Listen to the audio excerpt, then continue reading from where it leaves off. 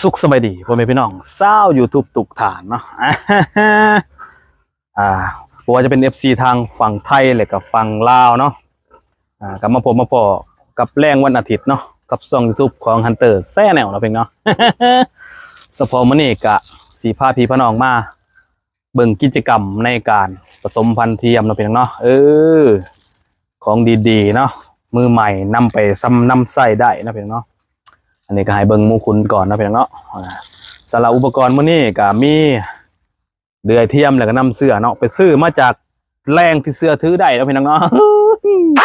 มูลค่าก็500 บาทพี่น้องเอ้ยเดี๋ยวเฮาสิพาพี่น้องไปเลาะเบิ่งเนาะพี่น้องเนาะไปเบิ่งหมูที่ว่าพร้อมที่จะผสมพันธุ์ว่ามันเป็นจังได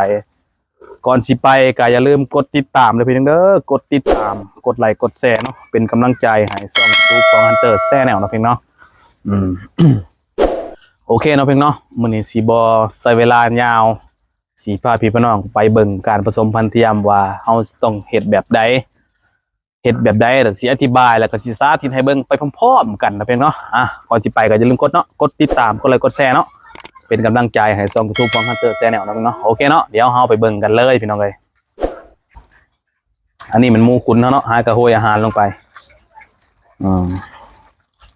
เอากระโหยอาหารลงไปกะสิมากินแซ่ๆเนาะหมูคุณเฮาโอเคเดี๋ยวเฮามาเบิ่งแม่มันเลยบาดเน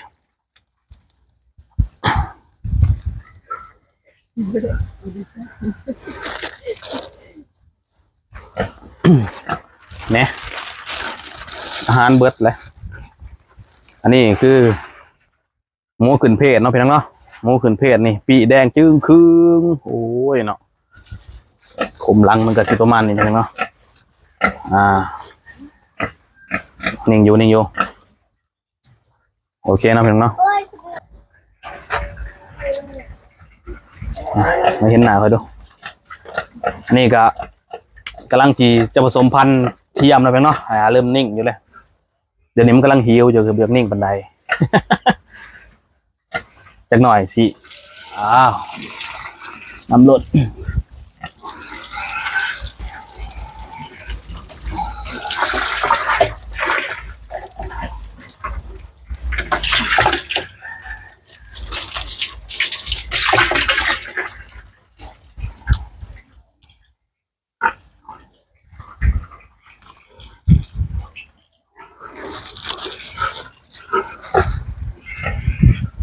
พอแล้ว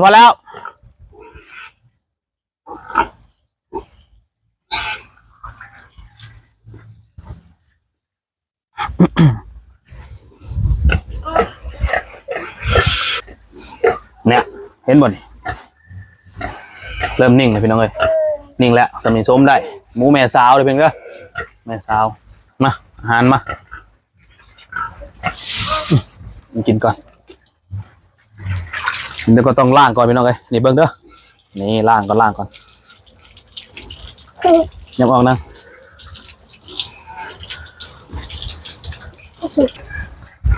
มึงจะเข้าไปนั่งยับออกกูจะไปป้อนน้ำเชื่อปุ๋ยพอก่อนนี่แหละมาเบิ่งเพิ่นอันนี้ก็เป็นเดือสำหรับหมูแม่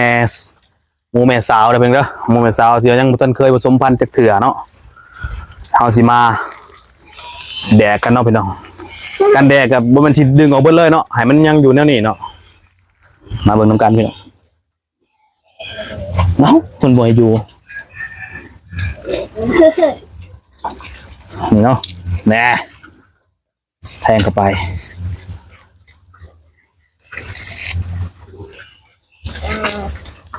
แทงเข้าไปจนคุ้งเนาะ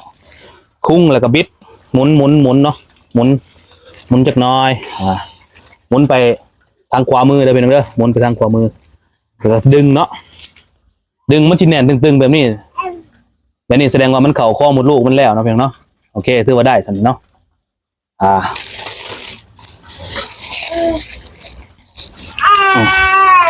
หลังจากนั้นก็สิปลดมีเนาะเอาอันนี้ก่อนเนี่ยไปเอาหัวอาหารอีกไปเอาหัวอาหารอีกไปวันนี้คือน้ำเสื้อเนาะน้ำเสื้อจะไปซื้อ จากแรงที่เสื้อถือได้นะพี่น้องเนาะกับบิด บิดคือบอกบ่เนี่ยเนาะบิดบอก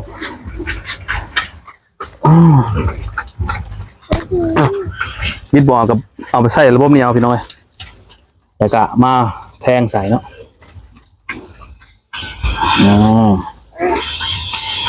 สิประมาณนี้แล้วพี่น้องเด้อแล้วก็กระตุ้นเนาะพี่น้องเนาะกระตุ้น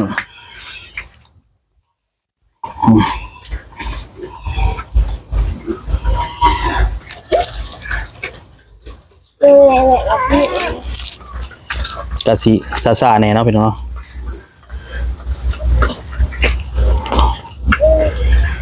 เพราะว่ามันเป็นหมูแม่สาวเนี่ยสิประมาณนี้พี่น้องเลยสปอร์ตหมูคุณเพื่อนก็สิประมาณนี้กระตุ้นมันเฉพาะการสมเทียมก็สิเบิดจำนี่แหละพี่น้องเลยก็บ่ได้หลายดอกนี่ก็สิเอาไว้ให้โดนๆแน่เนาะ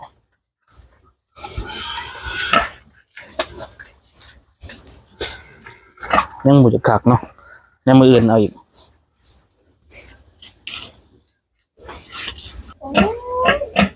ปีมันแดงหางก็สิงอๆไปตรงหางงอๆหูที่สี่เนาะโอ้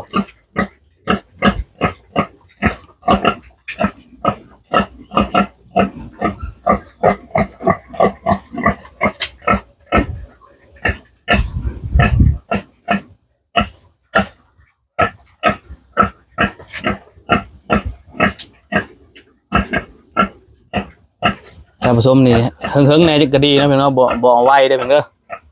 ลองเฮิงๆจักหน่อยหมอยมันหมอยไวเกินไปแล้วก็หมอยซ่าเกินไป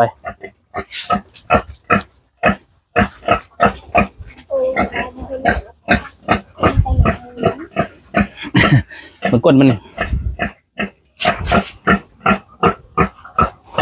เนาะกระตุ้นจักหน่อยเนาะขึ้นแล้วเนี่ยตุ้นแบบนี้เอา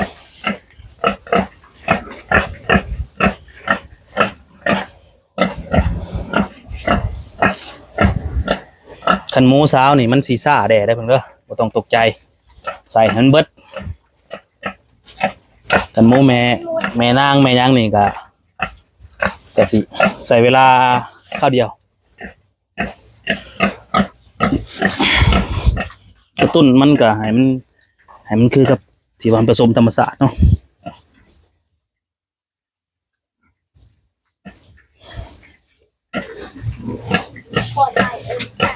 การกระตุ้นนะเพื่อนเนาะเมื่อกี้นี่มันหิวอาหารแหน่มันก็เลยบ่อยากนิ่งปานใดเวลามันกินอาหารแล้วมันก็สิอยู่ในเฮาเนาะแล้วหมูเพื่อนมันก็สิประมาณนี้เนาะบางคนว่าเอ้ยซ้ำหมูบ่นิ่งบ่แม่นเนาะ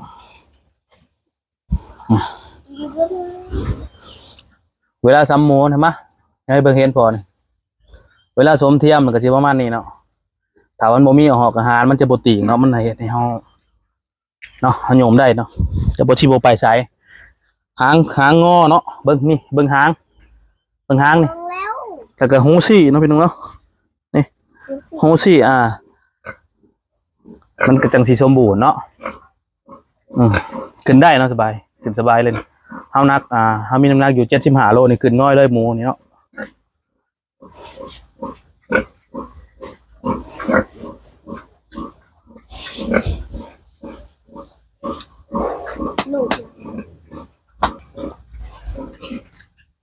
ใช้เวลาเฮิงมันจะได้แห่งดีนะพี่น้องเนาะเป็นการผสมแท้มันนี่ประมาณ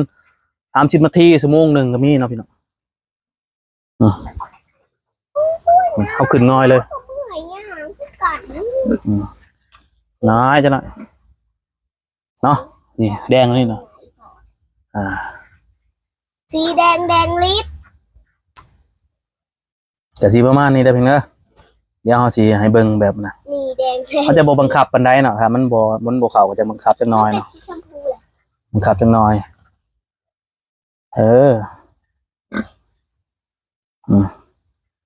โดนลายมันบ่เข้าเฮาก็บังคับเขาเนาะแต่ว่าหมูเฮามันนิ่งคักแล้วเนาะนี่เอาขาขึ้นถือว่านั่งแล้วอยู่เลยเนาะพี่เนาะปฐวิตมันเฮาเกลืออาหารแดดนะมันก็เลยบ่นิ่งปานใดเนาะตัวนี้นิ่งคักเนาะ ถือว่านิ่งเนาะนิ่งสุดเนาะเฮาขึ้นเฮาน้ำหนัก75กิโลเนาะหมูก็บ่ได้ใหญ่เนาะแต่ว่าเฮาขึ้นนั่งได้เนาะก็คือกับ อ้าวตีเนาะ มันอยากหนักโพด โอ้ยอย่าง ใช่ก็สิประมาณนี้เนาะนั่งไว้เฮิงๆก็ได้ไปเนาะเว้ยเพราะว่ามันนิ่งแล้วมันก็สิอยู่ให้เฮาสมสังเกตหางเนาะหางนี่เบิ่งหางนี่งอนั่นนี่เนาะแล้วก็หูนี่อยากซี่ๆจังหน่อยเนาะ สิ อืม มันทุบลง ทุบลงก็อย่ามันเป็นบางส่วงเนาะสำหรับการผสมพันธุ์เทียมก็สิมีประมาณนี้แหละพี่น้องเอ้ยบ่ได้มีหยังมากมายดอกสิเบิดแล้วพี่น้องเอ้ยเดี๋ยวให้มันเบิดหรอเฮาก็สิได้ถอดออกเนาะ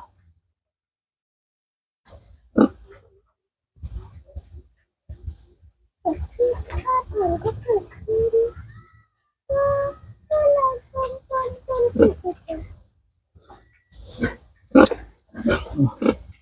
มันก็อาจสิหนักเนาะพี่น้อง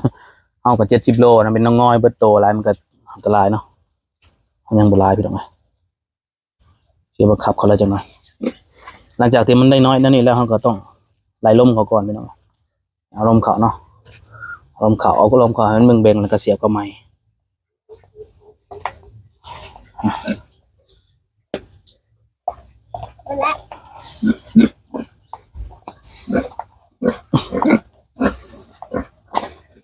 และ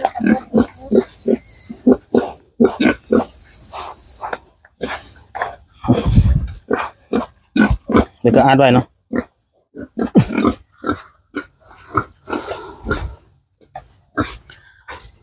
โอเคนะเพียงแล้วก็สิประมาณนี้เนาะมันจากมืดๆได้แล้ว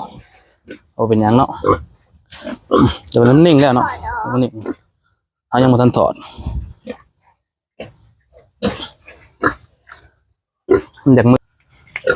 มาโอเคเนาะเพียงเนาะก็สำหรับการสมโมก็ซ้ำทวงคำๆแรงๆแน่ก่อนมันน่ะมันก็เลยอยากมืดแน่มีมือกล้องน้อยมาเนาะเพียงเนาะมือกล้องน้อยบ๊ายบายโอเคเนาะเพียงเนาะสำหรับคลิปนี้ก็สิลาพี่ลาน้องไปเพียงเท่านี้เนาะคลิปหน้าพบกันใหม่เนาะสำหรับการสมเทียมเฮาก็สาธิตให้เบิ่งประมาณนี้เนาะเพียงเนาะง่ายๆโอเคเนาะคลิปหน้าพบกันใหม่เด้อค่ำๆแล้วนี่นะสบายดี